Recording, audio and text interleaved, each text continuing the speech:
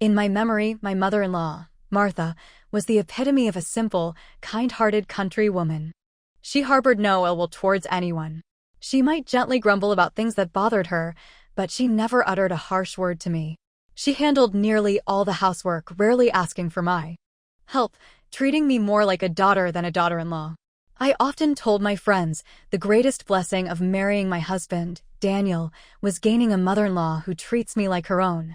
But everything changed a year ago when Martha was diagnosed with Alzheimer's disease. The first time she had a major episode, she vanished for an entire day. No answered calls, nothing. Daniel was frantic, searching all night.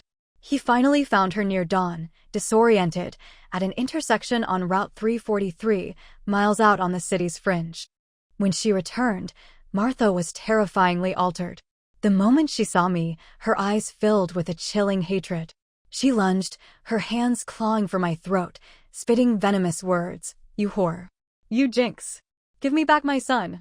Give me back my son." Her grip tightened, constricting my airway. I couldn't breathe. But more shocking than the physical assault were her words. The woman who had cherished me like a daughter. How could she curse me with such malice? I stared into her contorted face, pushing desperately against her, but her strength was formidable. My struggles were useless. She wants to kill me. The thought screamed in my mind. Just as darkness began to cloud my vision, Daniel burst in from the kitchen, forcefully prying Martha's fingers from my neck. I collapsed, gasping and coughing, clutching my throat. It took several moments before I could rasp out, "Daniel, what's wrong with Mom?" "Mom's sick," he said urgently, his face pale. "Get into the bedroom, Eliza. Don't come out." Terrified, I scrambled up, nodding numbly, and fled into the bedroom, locking the door behind me. Muffled curses and shouts still echoed from the living room. Curled up on the bed, a wave of profound hurt washed over me, and tears streamed down my face. Martha's words had chilled me to the bone, leaving a desolate, empty feeling in their wake. Why such hatred? After what felt like an eternity, Daniel managed to calm her down. He took Martha to the hospital that afternoon. When they returned that evening, he broke the news: Alzheimer's. My heart ached for her. Martha was only in her early 50s, always so robust and healthy. It seemed cruel for this disease to strike her so young. Daniel cooked dinner that night, but I had no appetite. More accurately, I was afraid to face Martha again. I stayed hidden in the bedroom. Daniel brought a tray in, coaxing me gently until I managed a few bites. Later, he found me huddled on the balcony sofa, staring blankly into the night. He wrapped his arms around me. "Still upset," he murmured. I leaned into his embrace, the tears starting afresh. "What Mom said today, it was so cruel, Daniel." He held me tighter. "But she's sick, remember? Sick?" I sniffled, wiping my eyes. Even if she's sick, how could she say those things? I know she used to be good to me. But since I married into your family, I haven't been lazy, I haven't done anything wrong. I even quit my job to focus on starting a family for us. I know. My wife is the best. He kissed my forehead tenderly. I asked the doctor about this today. He said Alzheimer's causes cognitive decline, sometimes making people revert to childlike states, irrational. Mom's episode today. He thinks she probably felt like you'd stolen her precious, handsome son. That's why she lashed out. Precious, handsome son? The phrase, despite everything, coaxed a small, watery smile from me. The sting of her words lessened slightly, replaced by a practical worry. Daniel, what if she has another episode like this? Her yelling at me. I can maybe handle that. But what if she wanders off again? What if something happens to her out there? I couldn't voice the worst possibilities. A whole day missing was terrifying enough. If something truly awful happened. You're right. We need a plan, Daniel agreed thoughtfully. The doctor said her condition might be manageable with treatment, but it takes time. Her heading towards the outskirts today. She probably forgot about our apartment here and was trying to get back to the old house. Let's take her back there tomorrow. The yard is large, we can secure the gate. Keep a closer eye on her, make sure she doesn't wander off. Once the medication starts working and her condition stabilizes, we can bring her back here. The old family house was in the suburbs, less than an hour's drive. It was a pleasant two-story home with a large yard and vegetable patches. Martha had lived there contentedly until Dad passed away a few years ago. Then, when I decided to try for a baby, she moved into the city with us. It seemed like the best option for now. Nestled against Daniel, I nodded. Okay, it'll make your commute harder, though. I tried to sound brave. But don't worry about things here. I'll watch over Mom. Good girl. He scooped me up and carried me into the bedroom. The stress and fear of the past couple of days had utterly drained me. As soon as my head hit the pillow, I fell into a deep, heavy sleep, too exhausted even for Daniel's usual nighttime attempts at baby making. But the sleep wasn't restful. My head felt thick, foggy. I drifted in a half-conscious state, plagued by chaotic, fragmented dreams. Vaguely, I sensed Daniel's touch on my body. Married women know the routine.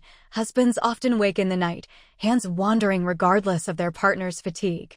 I felt his fingers unfastening my nightgown. My mind screamed refusal, but my body felt paralyzed, unable to surface fully from the depths of sleep. Was it real, or just another fragment of the unsettling dreams? In that liminal space between sleep and waking, I felt him have his way. My eyes fluttered open, heavy-lidded. I saw his face close to mine in the darkness, a lazy smile playing on my lips as I yawned. Yet, the longer I looked, the stranger it felt. The face was Daniel's, the features familiar, but the feeling. It was like looking at someone else entirely. Daniel, stop messing around, I mumbled instinctively, using the name I usually reserved for teasing him about not being a literary youth. His name, Wenching, contained characters related to literature. He chuckled, a low sound in the dark, and his movements became almost punishing. Don't call me Daniel, he whispered huskily. Call me husband. Call me good husband. Husband. Good husband. I'm so tired, I pleaded softly. But he didn't stop. His face, shadowed as it was, seemed to hold a triumphant smirk as he continued, relentlessly. I tried weakly to push him away, but his strength was surprising. Pinning me easily. Then, a single drop of liquid landed on my cheek. I looked up, and his face suddenly seemed slick with blood, his eyes burning with malice and resentment. Whore. Slut. This is for betraying me. The bloody visage continued its assault, cursing me. Then, horrifyingly, the face morphed, twisting into Martha's enraged features, still spitting curses. I screamed, bolting upright in bed, heart hammering against my ribs. Darkness. Shivering uncontrollably, I stared at the familiar outlines of our bedroom. The pounding in my ears gradually subsided. A nightmare. Just a horrible nightmare. I gulped air, my head throbbing. Daniel stirred beside me, awake now. He gently massaged my temples. What's wrong? Shoo, sweetheart, just a bad dream? Yeah, I managed, still breathless, the terror lingering like a cold shadow. He rubbed my temples for another moment, then got out of bed and walked towards the old-fashioned gramophone in the corner. Daniel had a fondness for vintage music and collected old records and players. It was a hobby I found rather elegant, certainly better than collecting anime figures. He placed a record on the turntable. Soft, gentle music filled the room. Returning to the bed, he resumed massaging my temples. Shoo, wife. Don't be scared. Just listen to the music, relax. I nodded mutely. I didn't recognize the melody, but it was strangely soothing. Combined with Daniel's massage, the tension slowly began to ebb from my body. But men will be men, especially in bed. His initial comforting touch soon turned exploratory, his hand slipping naturally inside my nightgown. Lulled by the music, still shaken by the nightmare, I found myself yielding, melting into his embrace, giving myself over to him. His movements mirrored his mood, gentle at first, then building like waves crashing against rocks. What began as shared pleasure gradually became overwhelming. I felt unable to keep pace, whispering pleadingly, Daniel, that's enough. His response was to intensify his rhythm, his breath hot against my ear. Don't call me Daniel. Call me husband. Call me good husband. Those familiar words, echoing the nightmare, sent a tremor of fear through me. This time, it wasn't a dream. The pleasure vanished, replaced by an inexplicable dread and shame. I couldn't pinpoint the source, blaming it on the lingering effects of the nightmare. Fear, raw and potent, prevented me from resisting his almost frantic lovemaking. Finally, much later, he climaxed, pulling me into his arms, his breathing heavy and satisfied. But sleep wouldn't come for me. I lay there, enveloped in a strange mix of fear and shame, listening to the eerie, looping melody from the gramophone, desperately waiting for the dawn. The next morning, Daniel took leave from work and drove Martha and me back to the old family house in the suburbs. Seeing Martha that morning, I felt a surge of apprehension, afraid of another outburst. But she seemed calm, her usual self, chatting amiably as if the previous day's horrors hadn't happened. Daniel had warned me not to mention her illness, so I forced myself to respond normally, praying this lucidity would last. The house hadn't been lived in for 2 years. Upon arrival, Daniel and Martha immediately set about cleaning and airing the place out. I offered to help, but Daniel waved me off. It's okay. The bedroom's ready. You had that nightmare last night, didn't sleep well, right? Go rest. Mom and I can handle this. Really, I can help, I insisted. Martha took my arm gently. Eliza, you had a bad dream? Didn't sleep well? Go lie down. Daniel and I will manage. This boy never liked chores growing up. Now that he has a wife, he should do more. Not like his brother. Brother? The word caught me off guard. Martha stopped mid-sentence, her hand tightening on my arm, trembling violently. I looked up and saw her whole body shaking. She was having another episode. I instinctively pulled my hand away. Daniel. Daniel. Martha chanted his name, her voice trembling. Then her head snapped towards me, her eyes filled with the same terrifying malice. Slut. Whore. Jinx. Why aren't you dead? Give me back my son. Give me back my son. She lunged again. I stumbled back in terror. Daniel reacted instantly, grabbing Martha, holding her back. Eliza. Go upstairs. Go to your room, he yelled. Snapping out of my shock, I fled upstairs, locking the bedroom door behind me. Another episode. Barely a day had passed. I sank onto the sofa, positioning myself in a patch of sunlight, but the fear was overwhelming. Tears streamed down my cheeks again. Downstairs, I heard Daniel giving Martha her medication. Gradually, the shouting subsided. A while later, Daniel came upstairs.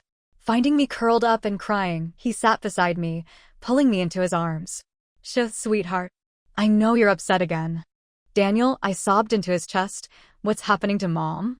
Why does she hate me so much? I'm not trying to take you away from her. What happens when you go back to work? If she has another episode, what will I do? Don't be afraid. He soothed. The doctor prescribed medication. As long as she takes it every morning, she shouldn't have these episodes. It's my fault today. I forgot to give it to her this morning. All my fault. A knot of anxiety tightened in my stomach. What if the medicine doesn't work? It will. Don't worry, he reassured me. Look, how about this? I still have vacation days saved up. I'll take the next few days off, stay home with you and Mom. If the medication works and she stabilizes, then I'll go back to work. If not, I'll figure something else out. It seemed the only option. I nodded. Then, curiosity surfaced. Daniel, Mom mentioned you have a brother? I've never met him. That. Daniel hesitated. Don't mention this in front of Mom, okay? Actually, I wasn't her only son. I had a younger brother, Julian. But Julian. He died in a car accident when he was 10. On Route 343. He lowered his voice. Eliza, remember this. Never mention Julian or Daniel's full name. Wenching in front of Mom. And don't ever take her near Route 343. If she tries to go out alone, try to stop her.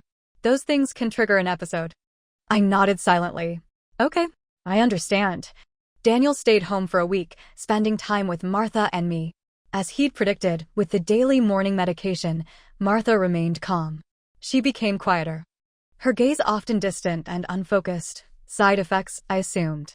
While saddened by her state, I was undeniably relieved the violent outbursts had stopped. When Daniel's leave ended, the task of administering Martha's morning medication fell to me. I was nervous at first, but as days passed without incident, I gradually relaxed. The medication's side effects meant Martha wasn't up to cooking or cleaning anymore, so those duties naturally shifted to me. After years of being somewhat spoiled by Martha's help, adjusting to daily cooking and grocery shopping was a challenge, but I tried my best. The town where the old house was located wasn't large. On previous holiday visits, Martha knew every vendor in the small market by name. They all knew her well. I was just the daughter-in-law they'd seen occasionally. Now, going alone, the vendors were still friendly, overly so, perhaps. Especially the men, who often leered or made suggestive comments. The women frequently whispered and pointed behind my back. It made me deeply uncomfortable. One day, while buying vegetables, a middle-aged woman vendor smiled broadly. You know, we're practically related. I call your mother-in-law Auntie. She used to do all the shopping, didn't she? How come we haven't seen her lately? I'd been feeling isolated, starved for normal conversation. Her friendly inquiry prompted me to confide. My mother-in-law has Alzheimer's. She's on medication at home now. So, I'm doing all the cooking and cleaning these days. Oh! The woman nodded sympathetically, tossing a couple of extra scallions into my bag. That's tough for you then. Let me tell you, Alzheimer's, there's no cure. Honestly, I think you should just remarry. Remarry? I stared at her, stunned and offended. Remarry? Why would I remarry just because my mother-in-law is sick? What kind of person does that? Whoa, don't get mad. Just making conversation. The woman popped a sunflower seed into her mouth, grinning slyly. So, you're not seeing that other guy anymore, huh? Other guy? Her insinuation was clear and disgusting. What other guy? I snapped. Don't spread rumors. Are you crazy? Furious, I turned and left without another word. Back home, the vendor's words festered. I felt deeply wronged. Martha was sick, I was caring for her, managing the household alone, and yet people in town were gossiping, treating me like I had loose morals, like I was cheating on Daniel. It was clear my reputation here was somehow tarnished. That evening, Daniel noticed my gloomy mood. What's wrong? Still down? Did Mom give you a hard time? He asked, pulling me close. No, I mumbled, pouting. Daniel, can we go back to the city in a couple of days? Please? Those women at the market, they're awful. Whispering behind my back, telling me to remarry, saying I have another man, that I'm cheating on you. Daniel's face darkened with anger. Who said that? Are they insane? I'll go talk to them tomorrow. What's the point? Argue with them? I sighed, unhappy. I just don't want to live here anymore. Let's go back. Okay. He soothed me. All right. Saturday is the day after tomorrow. We'll pack up and move back then. Don't be sad anymore. Want to listen to some music? I'll give you a shoulder rub, help you relax. I nodded wearily. He'd brought the old gramophone back with him. He put on a record, and the familiar, soft music filled the room. I leaned against him on the bed, letting the tension ease. What followed felt almost predetermined now. Every time he comforted me like this, it inevitably led to attempts at baby-making. We'd been married 4 years without success, a silent, forbidden topic between us. All night, enveloped in a strange sense of guilt I couldn't name, I submitted to his ministrations. The next morning, Daniel left early for work. I didn't even hear him go. I slept late, finally waking around 9.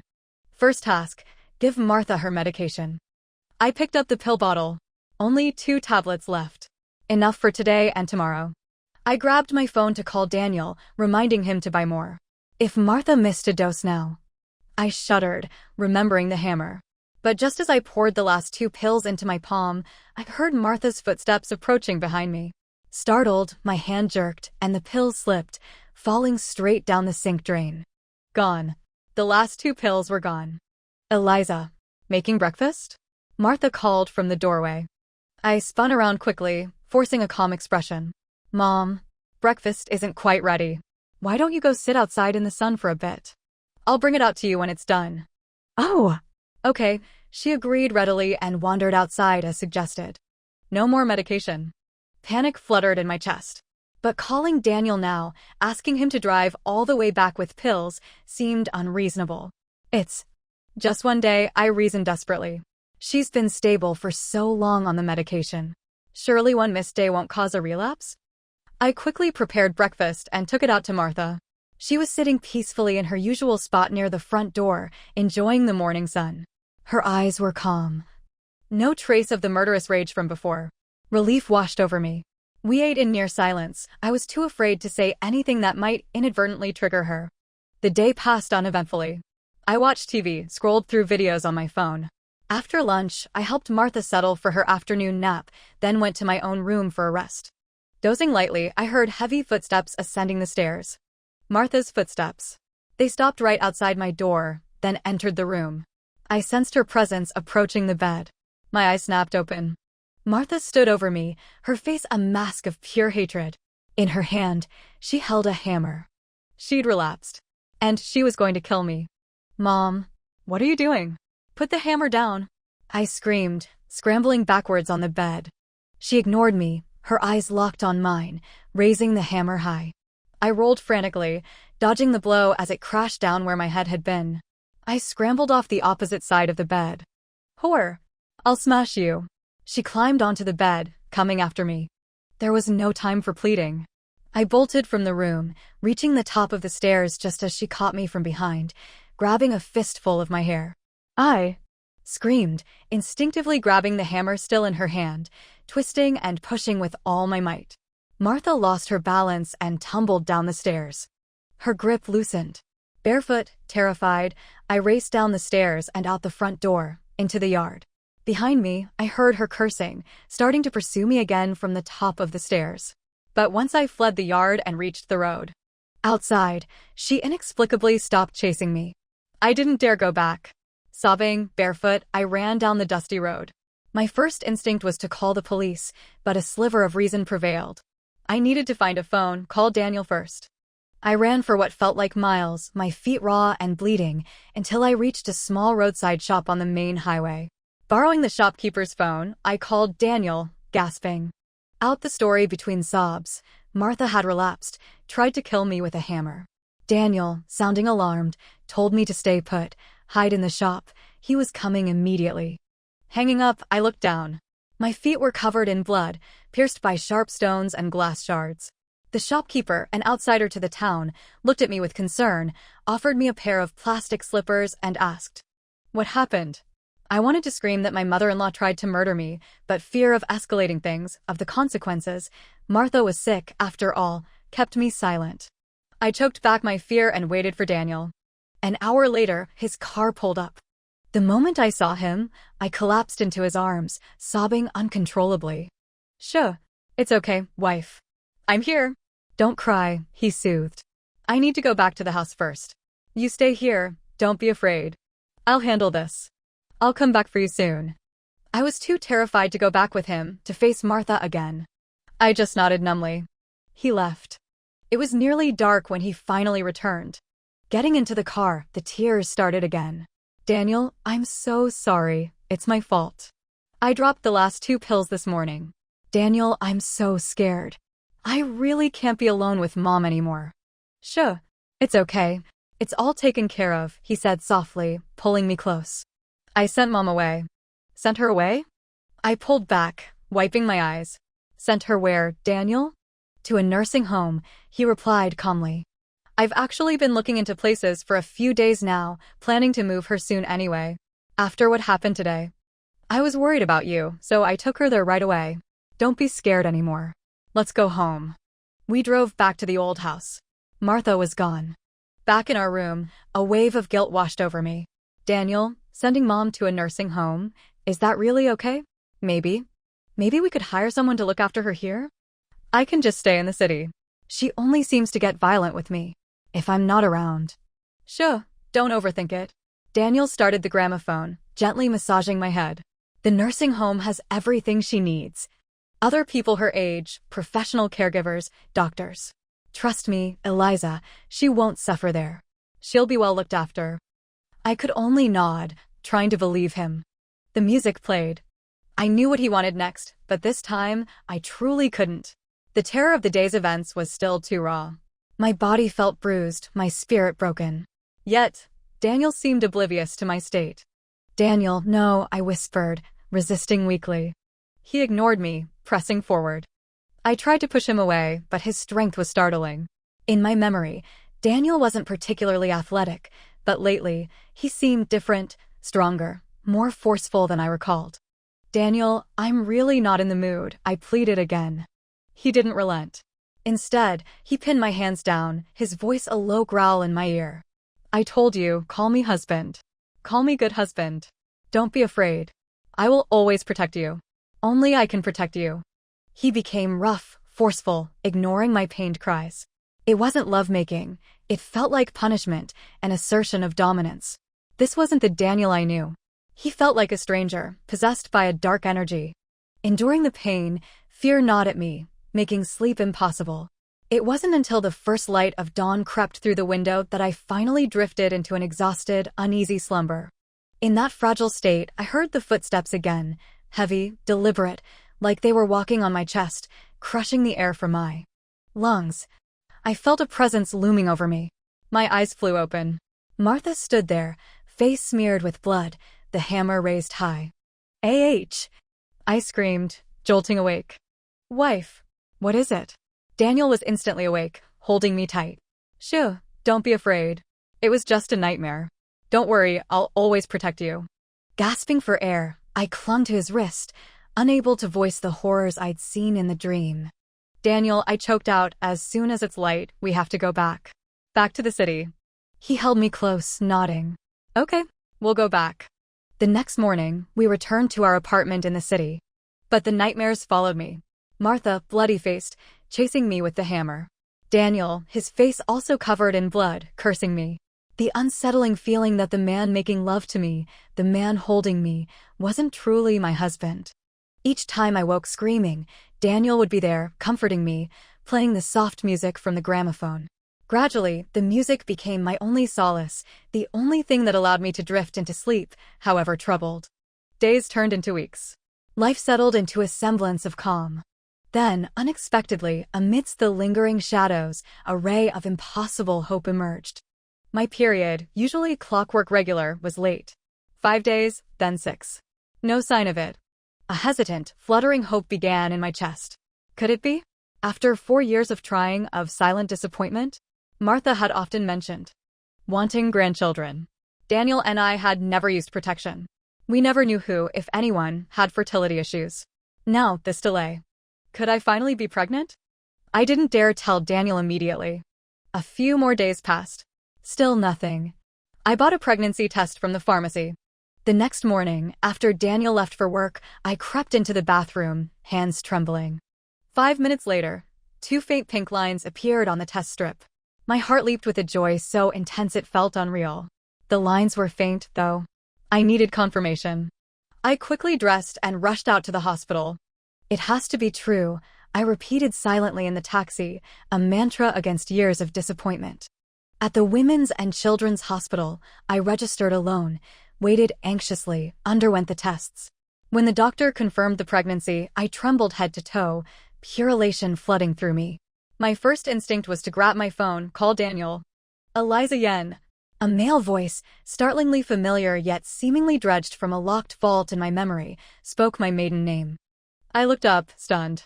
Standing before me, wearing a white coat and gold-rimmed glasses, was a man from my past.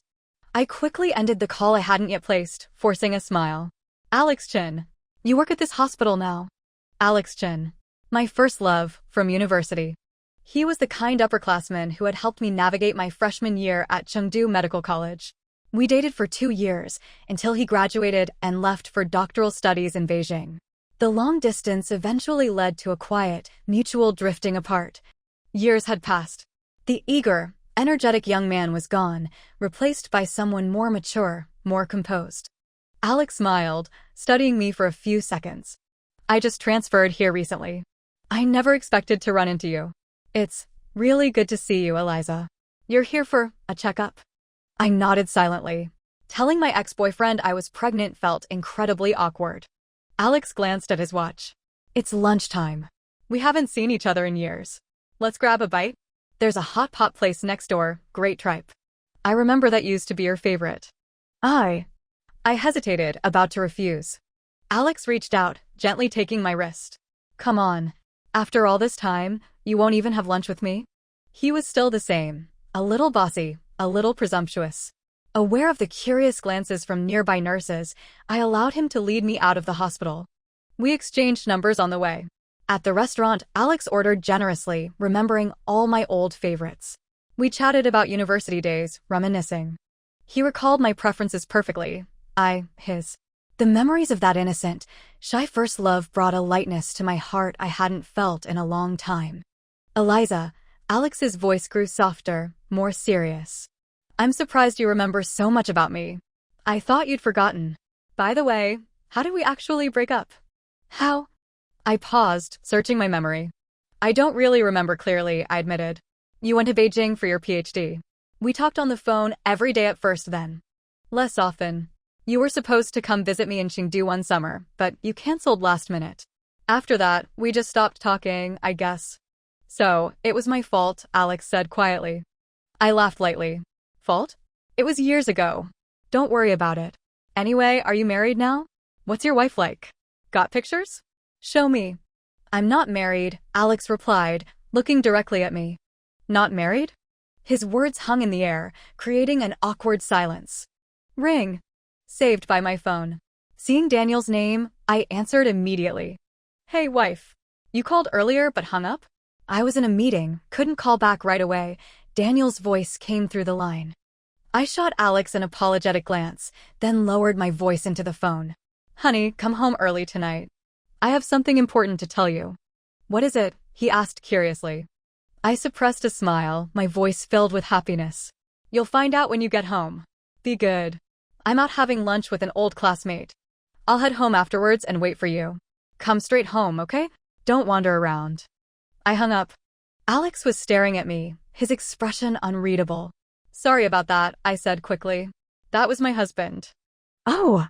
Alex nodded slowly, a strange look in his eyes. So, you got married again? Again? I stared at him, confused. What do you mean, again? I got married 4 years ago. My husband, he went to our university too. Maybe you know him? He was a year below you. Daniel Zhang. I know the name.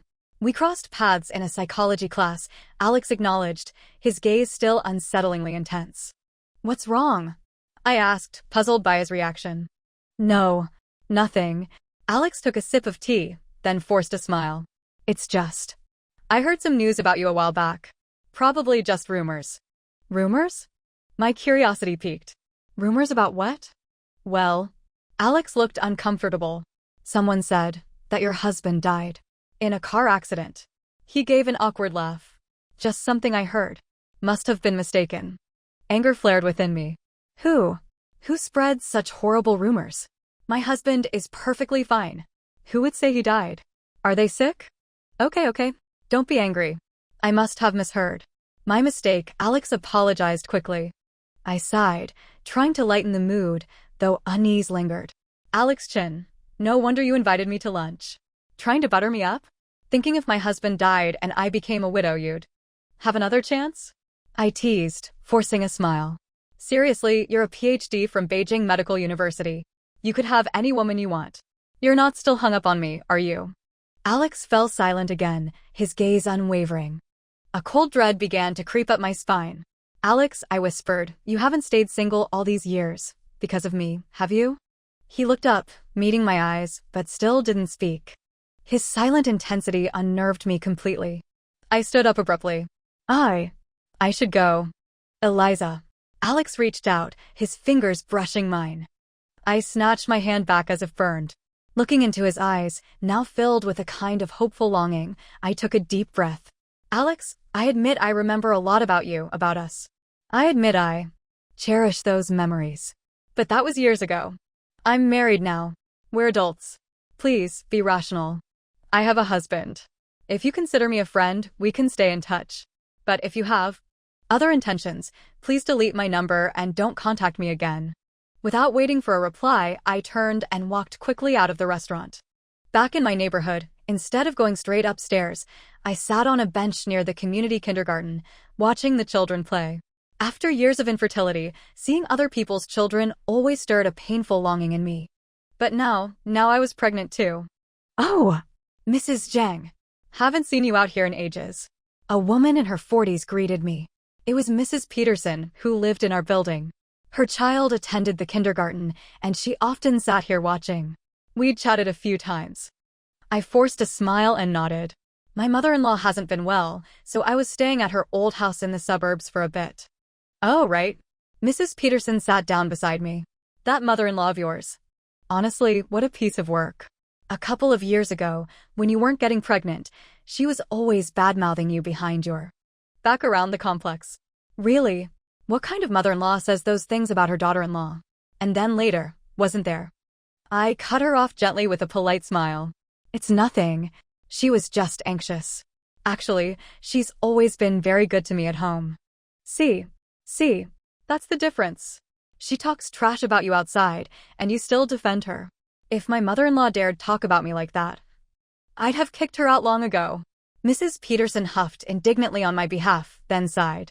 Still, you've had a rough time of it, dear. Rough time? I didn't want to hear any more gossip. I stood up. Mrs. Peterson, I should get going. Kindergarten will be letting out soon. You should go get your child.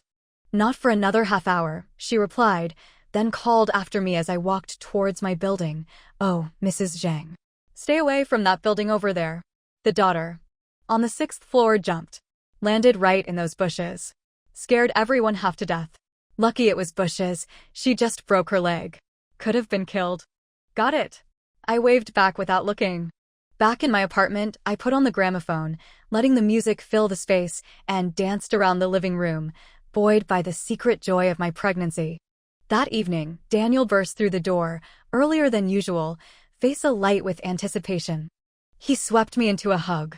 Okay, wife, what's the big secret? So mysterious you couldn't tell me over the phone. Don't hug so tight, I laughed shyly, pulling back slightly. I'm pregnant. I handed him the positive test stick and the official hospital report. Daniel stared at the results, his face breaking into an incredulous, ecstatic grin. He couldn't stop smiling. He lifted me exuberantly off my feet, then quickly set me down again, suddenly cautious. Careful. You need to take care of yourself now. Oh, wife, don't worry about a thing. I'll take such good care of you. No more running around outside for you. And from now on, I'll go with you to all your doctor's appointments. I beamed, nodding happily. His genuine joy, his attentiveness, this was why I loved him. This was the happiness I'd always believed in. 2 weeks later, Daniel accompanied me to the hospital for my first official prenatal checkup and to establish my medical file.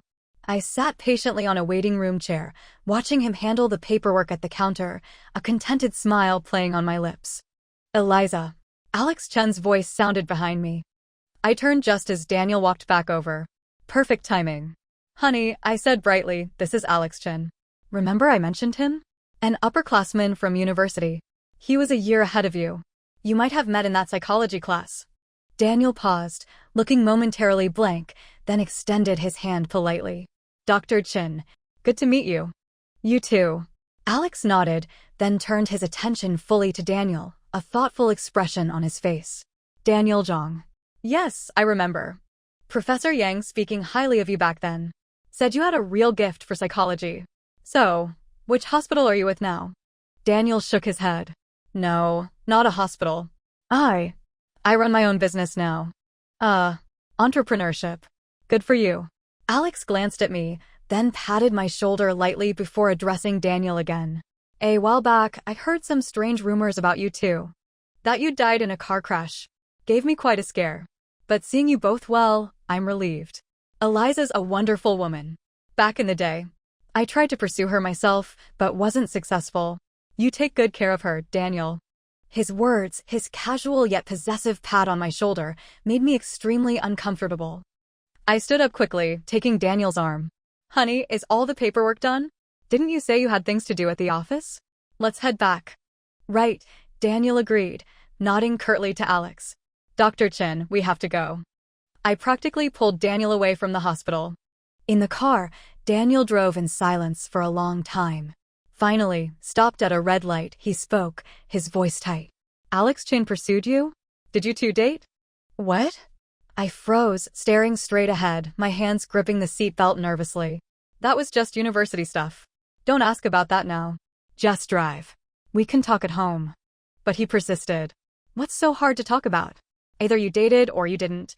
Telling me to take good care of you. What did he mean by that? He didn't mean anything. I snapped, frustrated. Why are you so jealous? Just drive, okay? Traffic ahead slowed to a crawl. Daniel's agitation became palpable. He started honking the horn repeatedly, aggressively. The noise was jarring, grating on my already frayed nerves. Overwhelmed, I unbuckled my seatbelt and opened the car door. I'm taking a taxi back, I announced, my voice shaking slightly. We'll talk when we get home. Ignoring Daniel's calls, I got out and walked, needing space, needing air. I walked for a long time, finally stopping at a small cafe for a calming cup of tea before hailing a cab. Daniel was already home when I arrived. "Where have you been? Who were you with?" he demanded the moment I walked in, his tone accusatory. Years of suppressed frustration, guilt, and now this unfounded jealousy erupted. Who could I possibly be with? "I went for a walk. I had a cup of tea," I yelled back, tears stinging my eyes. "Daniel Zhang, can you stop being so ridiculously jealous? I quit my job to have your baby.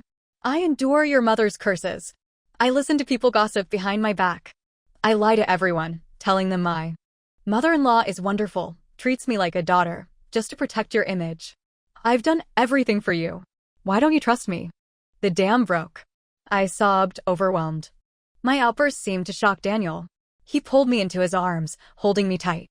I needed release. I needed connection. I threw my arms around his neck, kissing him fiercely, tearing at his shirt. "Daniel," I gasped, "love me." He responded passively at first, then, as if ignited by my words, scooped me up, carried me into the bedroom, and threw me onto the bed.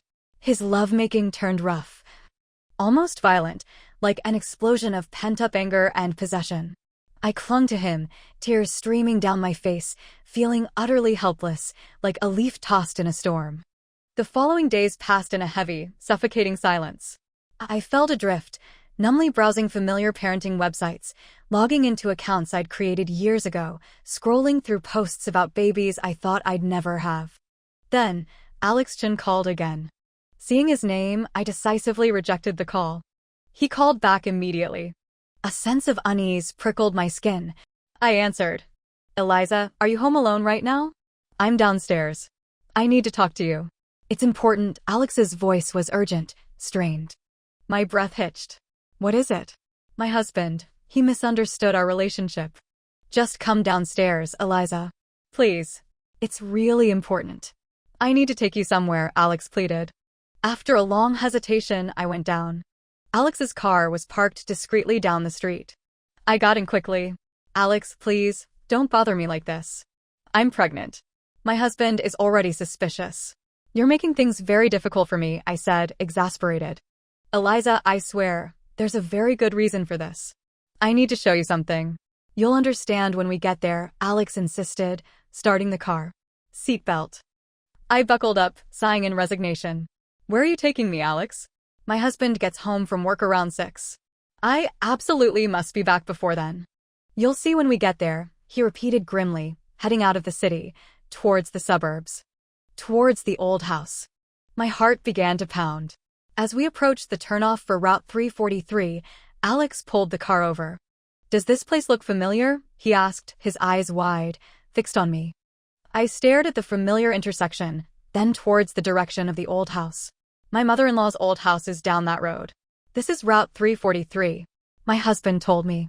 His younger brother died in a car crash here years ago." "Alex, why did you bring me here?" "Younger brother?" Alex quickly pulled out his phone, opening a news app. "Look at this. It's from 6 months ago." 6 months ago? He handed me the phone. My hands started shaking violently as I read the headline. "Couple's argument leads to fatal crash. Husband killed instantly. Wife miscarries." Below it, photos, details. Victims identified as Daniel Zhang and wife, Eliza Yen. Grieving mother accuses daughter-in-law of infidelity. My blood ran cold. I stared out at the desolate intersection, suddenly seeing it overlaid with flashes of memory, twisted metal, shattering glass, blood. I dropped the phone as if it were burning, burying my face in my hands, sobbing uncontrollably. "Eliza, are you okay?" Alex put a comforting hand on my shoulder. I looked up, my eyes wild with panic. "Alex, where did you get this?" What happened to me?" "My husband is alive. He's alive.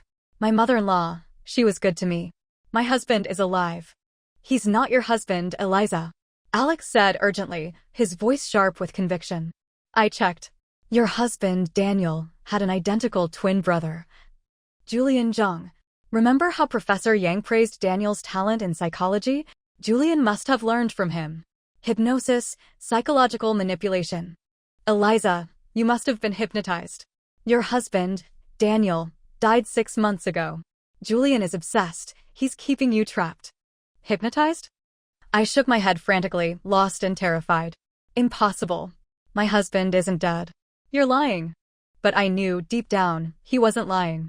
The fragmented memories, the unsettling feelings, the inconsistencies, they surged forward, overwhelming me. It was like a door in my mind, long sealed shut, had just been blasted open by Alex's words. Eliza, think. You studied psychology too. Fight it. Wake up. Alex pleaded, gripping my hands. I stared at the fateful intersection, then back at the phone, rereading the horrifying news report. Memories flooded back, not just of the crash, but of other things. Julian visiting. The wrongness I felt during intimacy. My head snapped towards the old house. Go there, I choked out, pointing. To my mother-in-law's house. Quick, go now. Alex nodded grimly and sped down the familiar road. The house looked deserted, the front gate secured with a heavy brass padlock.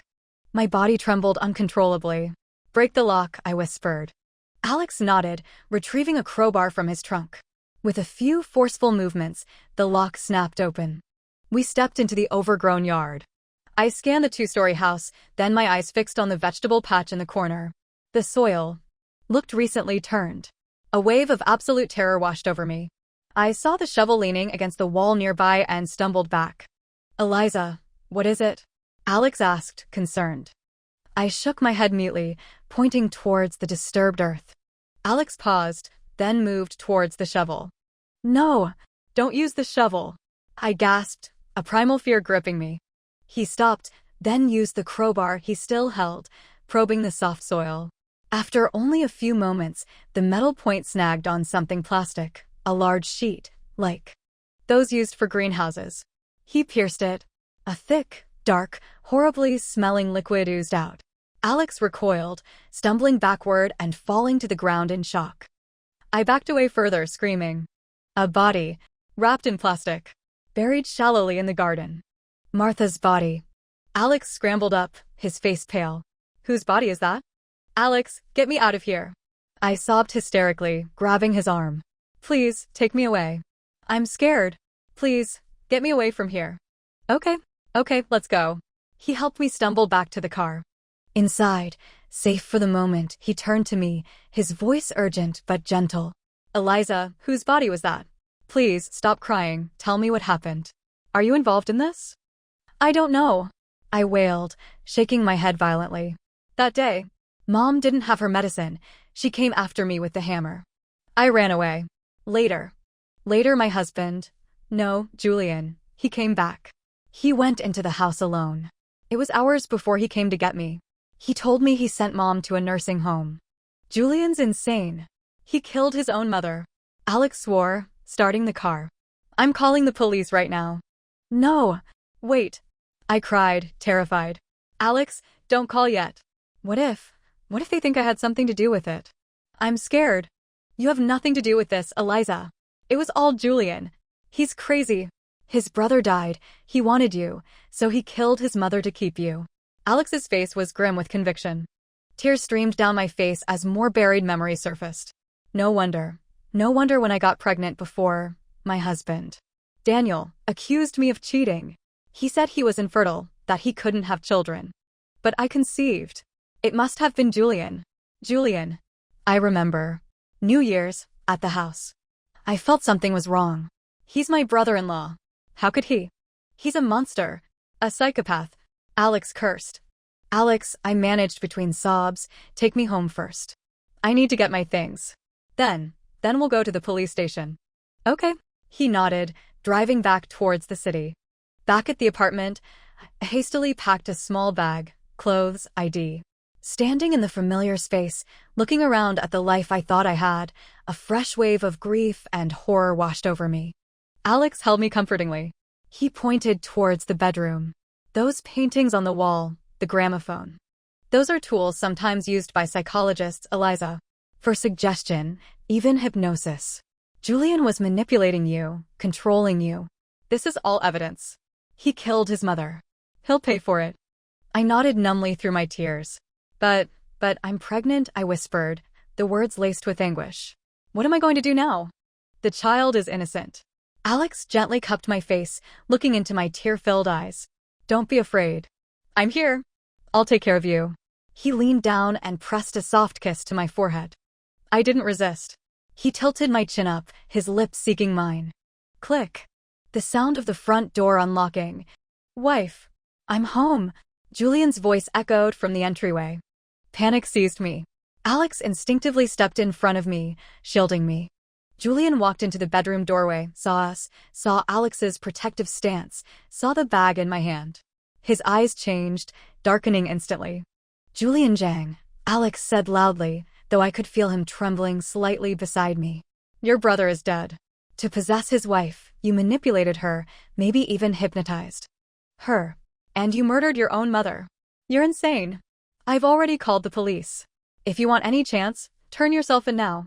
Maybe you'll get a lighter sentence. We were facing a killer. The air crackled with tension. Julian stood frozen for a moment, seemingly stunned. Take me away, Alex, I whispered urgently. I don't want to be here. Alex nodded, taking my wrist, starting to pull me towards the door. Don't go. Julian lunged, grabbing for my other arm. Alex shoved me behind him again, grappling with Julian. They crashed together, fists flying. It was chaos. Blinded by panic, I grabbed a heavy vase from a nearby table. Aiming for Julian, I swung it hard. But in the struggle, they shifted. The vase connected with a sickening thud against Alex's head. He staggered, eyes rolling back, before Julian kicked him hard, sending him crumpling unconscious to the floor. Julian turned towards me, advancing slowly. I backed away, terrified, tears streaming down my face. Stay back. Julian, how could you? I'm your sister-in-law. I screamed hysterically. Sister-in-law, he repeated, stopping, his expression shifting to one of anguish. Eliza, I didn't hypnotize you. After the crash, you lost your memory. I was only trying to help you. Sister-in-law, from the first day you came to our house, I loved you. I truly loved you. I thought I'd have to spend my whole life just seeing you as my brother's wife. But then that night, you mistook me for him. I betrayed my brother, I know I shouldn't have. But I love you so much. Then he died, and you lost your memory, and you treated me exactly like him. Do you know how happy that made me? For you, I managed my mother, gave her sedatives to keep her calm. And, Mom, I didn't kill her. When I went back that day, she was already dead. She must have fallen down the stairs, hitting her head. I only hid the body to protect you, Eliza. Everything I did, it was all for you. I stared at him, utterly shocked by his twisted confession, backing away until I hit the railing of the balcony. Despair washed over me. He took another step closer. Don't come near me. Stay away. I'm pregnant. I shrieked, scrambling onto the balcony ledge, teetering dangerously. My threat seemed to stop him. Eliza, don't be impulsive, he pleaded, his voice frantic. You're pregnant. It's our child. Our first baby didn't make it. This is our second chance. I'll take care of you, I swear. I'll take care of you and the baby. Please, don't do anything rash. The child. The word pierced my heart like a shard of ice. Julian's voice softened, became coaxing, calming. He edged closer, step by slow step. My terror began to war with a strange, numbing exhaustion. Finally, he reached me, wrapping his arms around me, holding me tight against the railing. Eliza, don't be afraid, he murmured. Mom's death was an accident. We can explain everything. I'll take care of you. We can leave this place, start fresh somewhere else, forget the past, raise our child together. Forget? Some things, once done, could never be forgotten. Someone had to take responsibility. A profound sadness settled over me. I looked into Julian's desperate, obsessed eyes, leaned forward, and kissed him. He responded eagerly, desperately. After a long moment, I pulled back slightly, looked up at him, tears streaming down my face, my body trembling. I didn't lose my memory, Julian, I whispered. His eyes widened in stunned comprehension. In that instant, shifting my weight, clinging tightly to him, I pushed off the balcony railing, pulling him with me into the abyss. 7 floors down. As we fell, locked in a final, fatal embrace, I watched his face, suspended in the air, tears blurring my vision. Thump. Impact. Darkness encroached, but I was still conscious for a fleeting moment. Julian lay beneath me, his eyes wide, unseeing. Screams echoed from below. Then, Everything went black. Dead? No, not dead. I woke up 3 days later in a hospital bed. Alex was beside me, pale but recovering. He explained what happened. I had landed on top of Julian. The flower bed below cushioned my fall somewhat. I had several broken ribs, internal injuries. And the baby was lost. Julian hadn't been so lucky. There were decorative rocks hidden in the flower bed. One had struck the back of his head. He died instantly. The police conducted a thorough investigation, took my statement, reviewed Alex's testimony and all the evidence. The official conclusion matched Alex's initial theory, corroborated by my, selectively, remembered, testimony. The car crash 6 months prior had killed Daniel. I had suffered temporary amnesia. Mistaking Julian for Daniel, I had continued the relationship. Julian, obsessed, had manipulated the situation, sedated his mother, and ultimately murdered her when she likely discovered the truth or became a threat. He buried her body. The hammer and shovel bore his fingerprints, while the setup, music, art, suggested potential psychological manipulation. The police found no concrete evidence Julian possessed the skills or had actively hypnotized me. Rather, he had exploited my post-traumatic amnesia. It was all over. During my long recovery, Alex was constantly by my side. He helped me leave Chengdu, leave the ghosts behind. He helped me slowly piece my life back together, forget the parts one needed to forget. 6 months later, he proposed. Emerging from the darkness, I accepted. I had dreamt of such a scene once, marrying Alex. I never thought it would come true this way. 3 years later, I returned to Chengdu alone. The old family house in the suburbs was scheduled for demolition, part of a redevelopment project. With Daniel's father long dead, Martha deceased, Daniel killed in the crash, and Julian dead from the fall, there were no other Jew family heirs. Both the suburban house and the city apartment defaulted to me. After signing the demolition agreements, I found myself back at the city apartment. It felt cold, empty, haunted. It had stood vacant for years. I tidied up superficially, wound up the old gramophone, put on a record, and lay down on the bed in the master bedroom. The music played, soft, familiar, insidious. Drifting in the twilight between wakefulness and sleep, the real past surfaced, unbidden, undeniable. That night, years ago, before the crash, wearing my sheerest nightgown, I had slipped into Julian's room. I just wanted a child, and Daniel couldn't give me one. That day, in the car, arguing furiously with Daniel after he revealed his infertility, I had grabbed a heavy dashboard ornament and struck him. The car swerved, crashed. Daniel died. Martha, in the back seat, hit her head badly. I miscarried the child, Julian's child. That time, waking in the hospital, seeing Julian's devoted face, so like Daniel's, I pretended amnesia. He was the perfect substitute, the perfect tool. That day, back at the old house, when Martha regained consciousness, remembered the crash, realized the truth, threatened to expose me. She hadn't fallen down the stairs. She had confronted me. She had lunged. We struggled. She fell, hitting her head, stunned but alive. Seeing the hammer lying nearby from some earlier repair, I didn't hesitate. Then I ran, screaming, playing the victim. My world, painted red with blood I had spilled. I jolted awake, gasping, heart pounding. The gramophone in the corner had wound down, silent now. Silence stretched. Slowly, my breathing evened. My expression smoothed. I picked up my phone, dialed my husband's number. Putting a slight tremor, a hint of tears into my voice, I pouted playfully, whispering, "Honey, I had another bad dream." And